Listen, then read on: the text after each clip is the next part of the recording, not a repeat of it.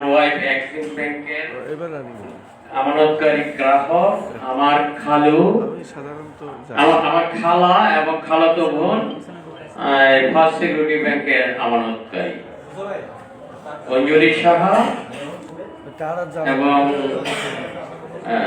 Momita Saha. Thank you.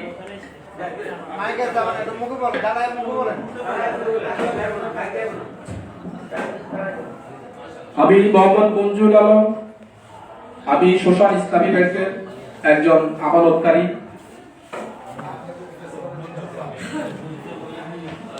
আমি মোহাম্মদ শহীদুল্লাহ, আমি নারায়ণগঞ্জ থেকে আসছি।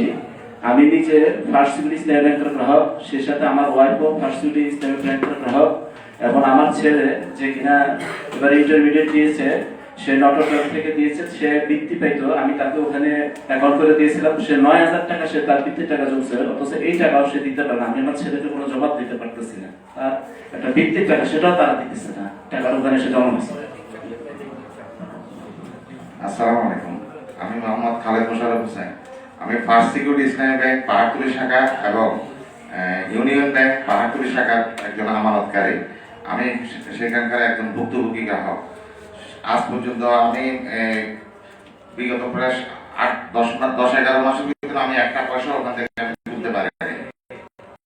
খুব মানবতার মতো অবস্থায় আছে।